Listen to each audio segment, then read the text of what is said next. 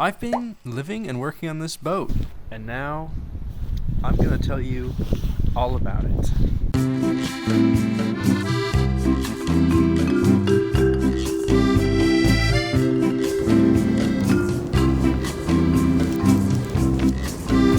The ship was built in 1924. Originally, it never carried sails. Those weren't added until 1998. The ship was overhauled extensively and the masts were added, along with luxury amenities you might find in charter vessels of a similar caliber. Washer and a dryer. Captain's quarters. Another shower. Proper bathroom. Dutch stairs. And then this is the helm area. I forget what you call it. Super cool. Probably the spookiest area on the ship, the engine room. I was really hesitant to come down here. It's one of the last places I visited on the ship. Like, what if I accidentally turn on the engine and the ship starts driving away and I don't know how to turn it off, you know? The ship runs on this big old diesel engine. Still need a engine like this to get around without wind and navigate in harbors. For power, the ship has a diesel generator and batteries.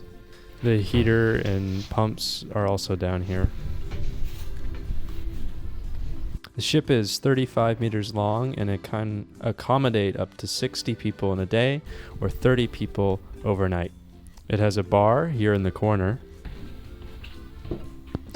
This table's my work, by the way. Moving along, there are 3 toilets and 3 showers in the main cabin, as well as the additional shower and toilet in the crew quarters and the skipper's cabin. There are 7 2-person cabins and 4 4-person cabins.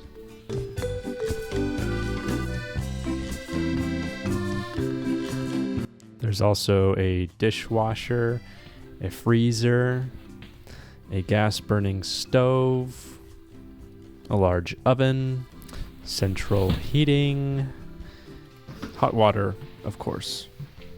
I've been shocked at how much this feels like a house and how little it feels like a boat. This is what it looks like when it's not under construction. It's pretty nice.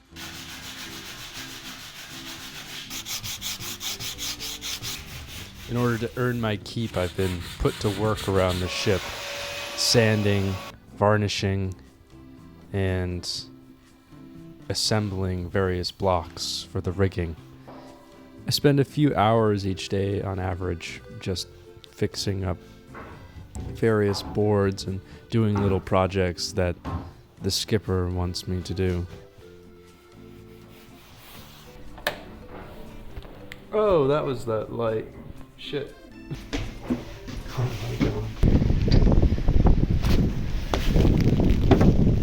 Since I've arrived, the wind here has been a constant thing, unceasing and unrelenting, supposedly normal for March.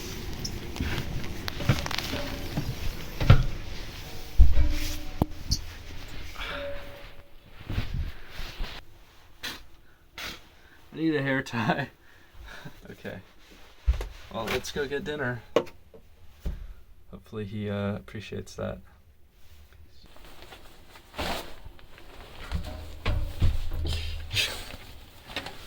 Initially, one of my most favorite things about staying on the boat is that you just walk over to the edge, hop onto the sidewalk, and the Albert Heijn, the grocery store, is right there next to the boat. As a personal challenge, I've been trying to only eat things with an A-grade nutrition label.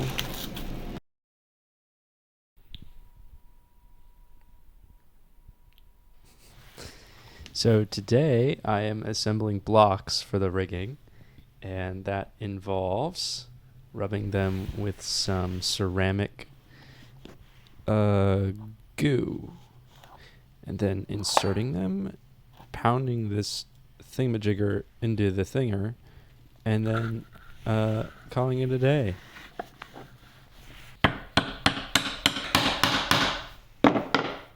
Ah, yes. My excellent craftsmanship. Unbeatable. Aansluiten, Willemskade, aansluiten op de Amadeus Titanium. Gaan we doen?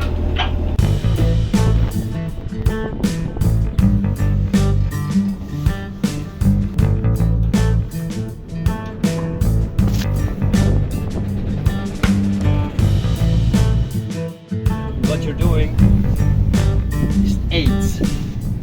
Do you see that? Yeah. So you do a second eight over, then at the end it comes like that. So 2 eights. But the line goes through here. Yeah? So here, yeah. Like that one in, looks like a 9. So people have been wondering if I decided to stay on the ship or not. And the answer is that this guy here is my replacement.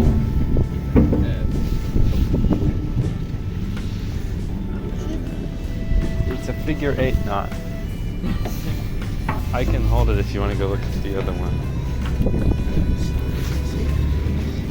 It's like a infinite loop, you know, like a 8.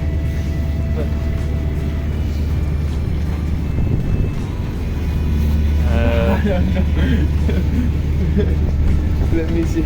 I can hold it. Yes. Go look. Just 1 second.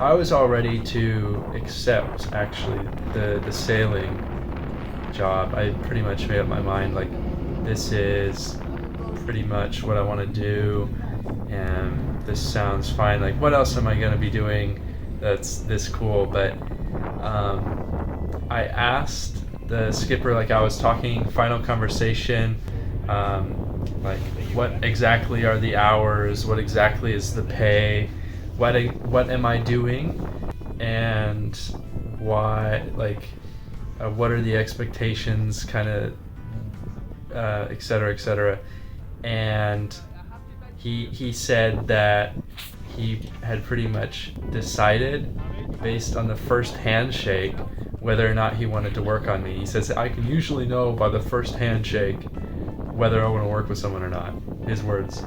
And he decided that he didn't want to work with me based on my handshake. So my handshake game is weak, and another thing to be self-conscious about and worry about now whenever I handshake someone.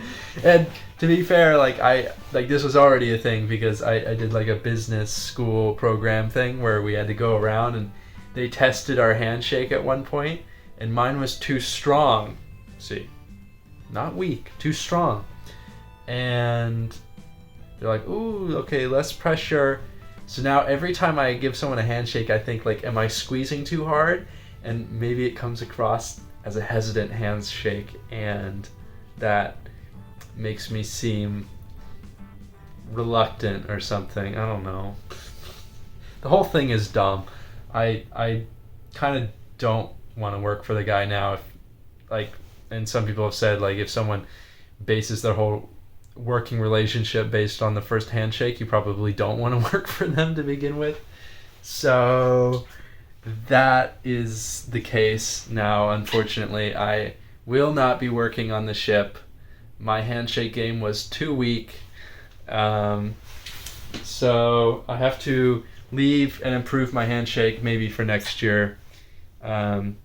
He did offer to, like, introduce me to other captains with other ships around here, but I think I made the decision now that it's not something I'm going to do this year.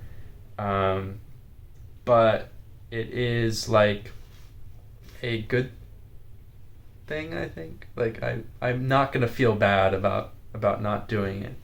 I just I don't think it's what I need right now. And I was initially hesitant, but I was going to take it, but now I just don't think it's what I need at the moment. We'll see what happens. But what's next? I'm probably going to go work on another workaway farm for about a week, and I think I found one in Almere, right outside Amsterdam, and I can just use that, and when I'm not working I can go do showings for maybe studios or something. If not, I can keep doing workaways, because like spring is when they're all really busy, and maybe do more traveling, but I'm really traveled out. It's just been constantly going, and I'm ready to just take a little bit of a break from the adventure for a bit, even though that might be less entertaining for people watching. Oh my god, dude, I'll maybe go back to stories and do like tours and stories and stuff like that, adventures, but local ones instead. What else is new? I've got 15,000 words written for my first novella. We'll see if I can keep up that pace. Probably not, but the characters are flat, the writing's not very good, but I'm just gonna be persistent and write it all out, because that's what everyone says to do. I wanted to thank Sam for the coffees.